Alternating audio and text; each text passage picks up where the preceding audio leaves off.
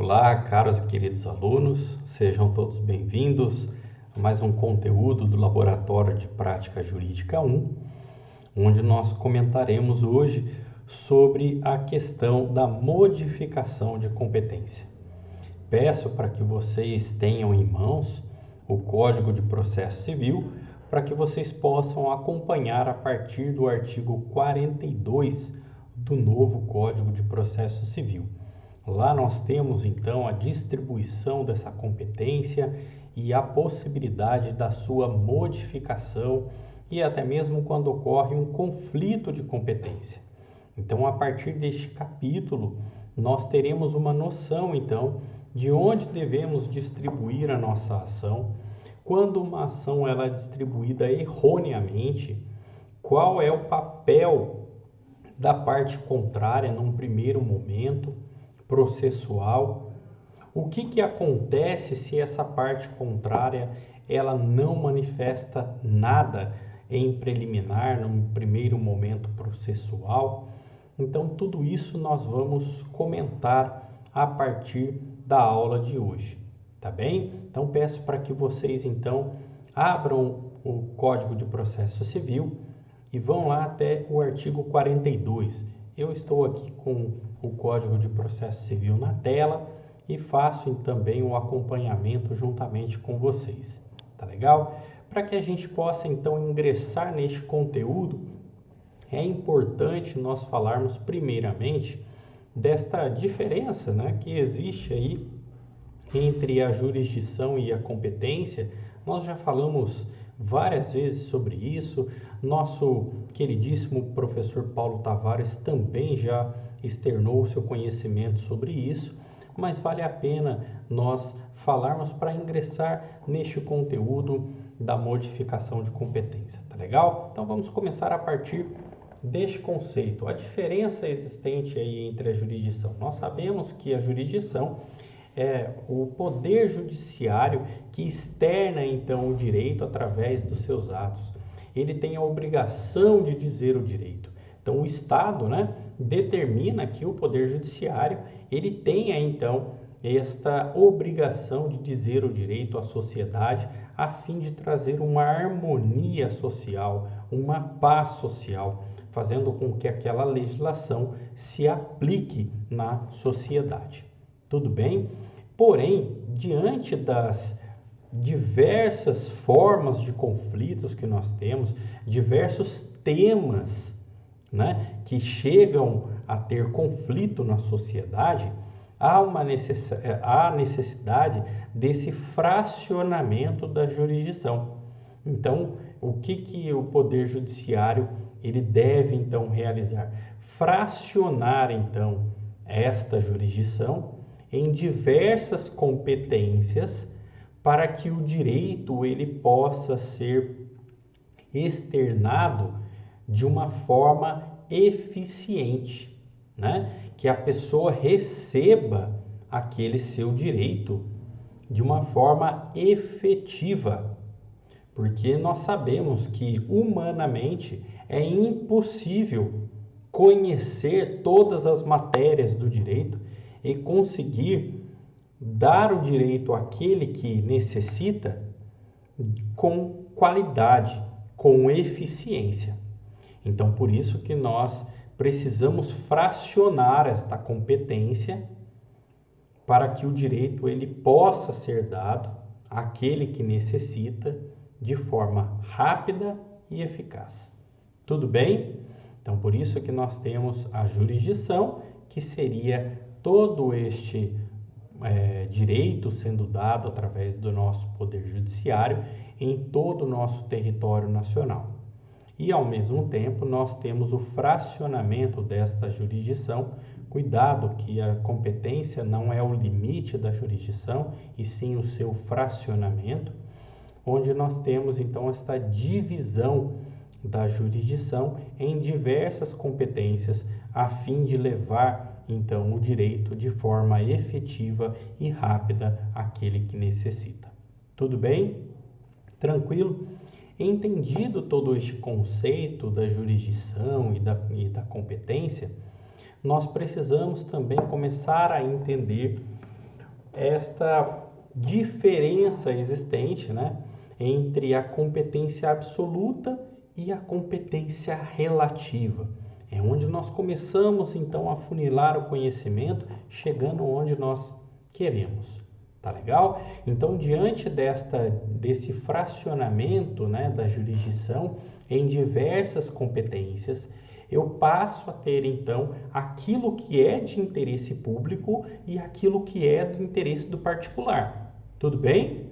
Beleza. A partir daí eu consigo então entender aquilo que é primordial para o Poder Judiciário, aquilo que é primordial para o Estado, que nós chamamos então de competência absoluta. Ou seja, eu não posso errar nisso, porque há um interesse público por detrás deste assunto, por detrás daquilo que está sendo protegido. Então, quando eu tenho este interesse do Estado diante de determinado assunto, diante de determinada matéria, eu tenho então como competência absoluta, ou seja, determinadas matérias só podem ser tratadas por determinado tipo de poder judiciário.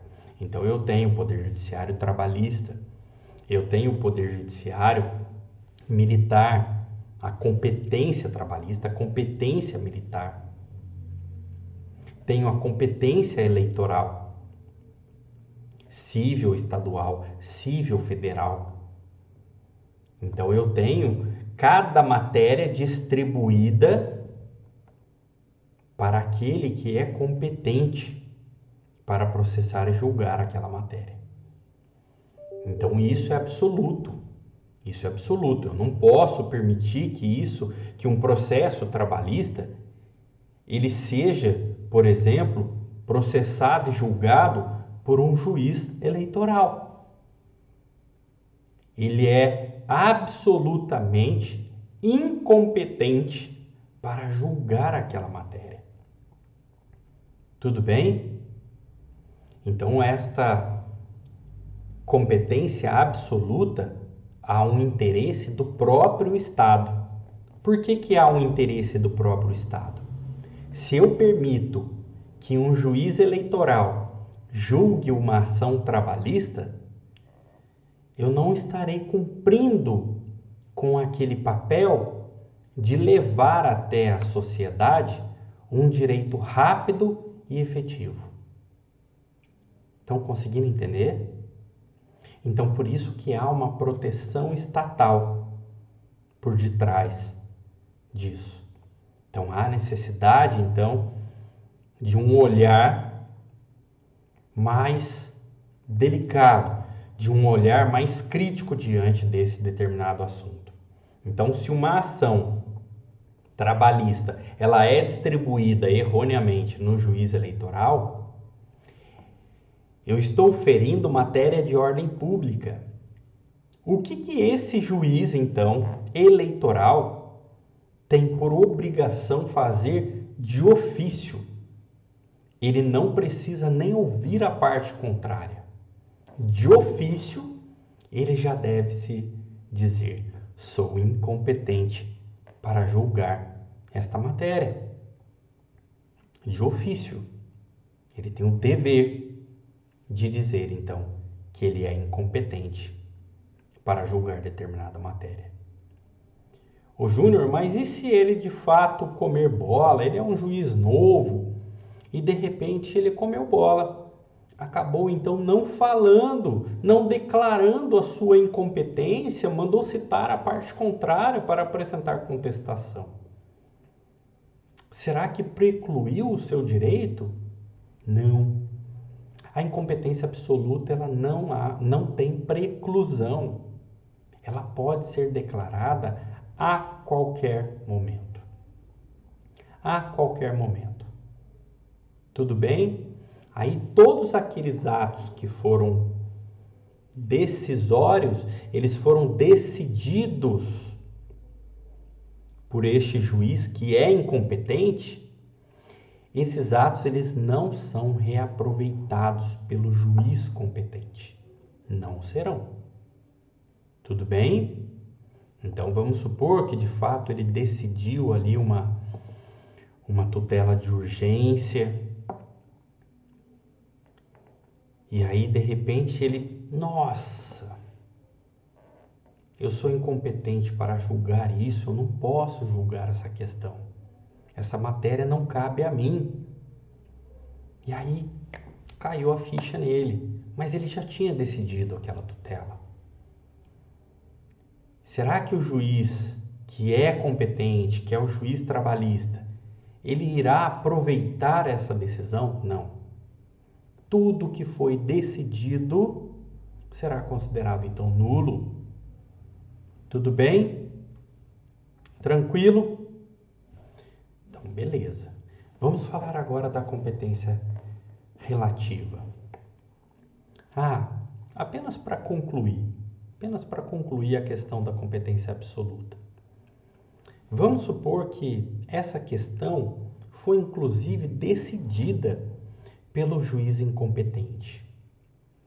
O juiz incompetente, ele decidiu sobre matéria na qual ele não é competente, decidiu isso, transitou em julgado.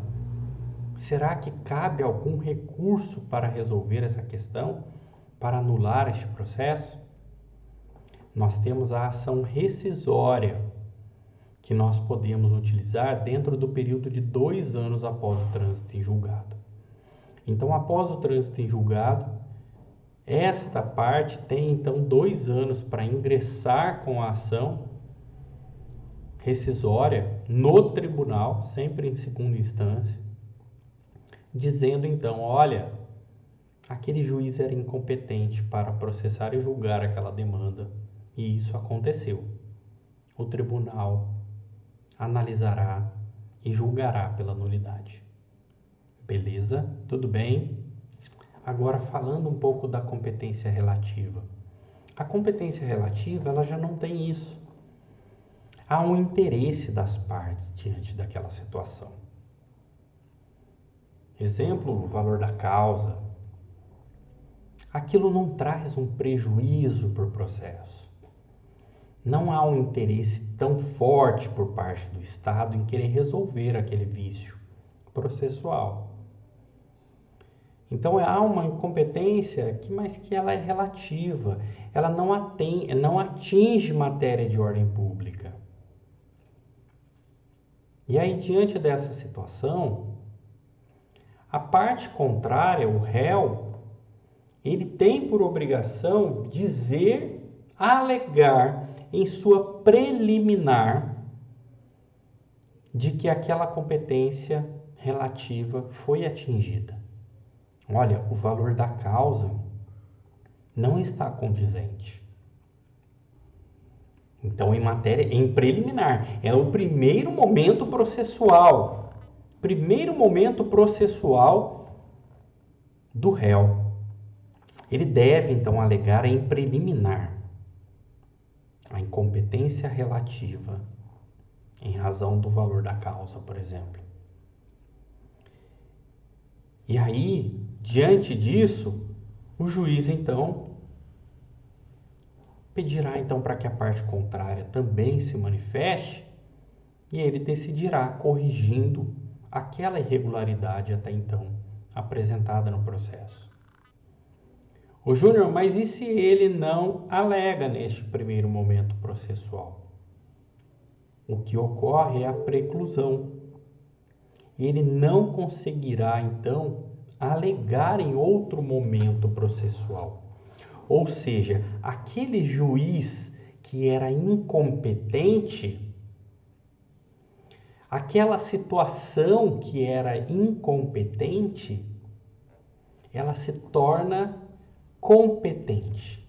Ou seja, ocorre uma prorrogação da competência. Conseguiram entender? Então, por isso que nós não conseguimos, então, através da competência relativa, falar, então, em ação rescisória. Porque preclui o direito daquele que não alega no momento oportuno. Tá certo? Então, nós conseguimos falar da ação rescisória tão somente na competência absoluta, que não há preclusão. Pode ser alegada a qualquer momento processual. Tudo bem? Então, a competência absoluta, nós temos um interesse público, uma preservação por parte do Estado, de preservar aquela situação tão importante. Como exemplo, o julgamento de determinadas matérias por juízes competentes para tanto. Ou seja, juízes que estudaram e se prepararam para julgar aquela matéria. E aí há uma proteção estatal para que esse juiz, então, declare de ofício: sou incompetente. E aí remeta o processo para aquele juiz que de fato é competente para julgar. E aí não há preclusão. E podendo também apresentar a ação rescisória dentro do prazo de 2 anos a partir do trânsito em julgado daquela demanda diretamente no tribunal hierarquicamente superior. Beleza? E a competência relativa é onde então nós temos um interesse das partes diante daquela situação, né? Como possível valor da causa, ou até mesmo eleição de foro. Situações onde então o réu ele deve se manifestar em preliminar no primeiro momento processual, na apresentação da sua defesa, na apresentação da sua contestação, sob pena de prorrogação da competência. Então, aquilo que era incompetente relativo, ele se torna então competente. Não podendo se alegar em outro momento processual. E aí cabe ação rescisória? Não cabe ação rescisória, justamente por conta de já ter precluído o direito daquele que dormiu, que não alegou. Tudo bem? Tranquilo? Vamos começar então daqui a pouco um outro conteúdo no próximo vídeo. Eu já venho então iniciando esta modificação de competência. Até já, pessoal!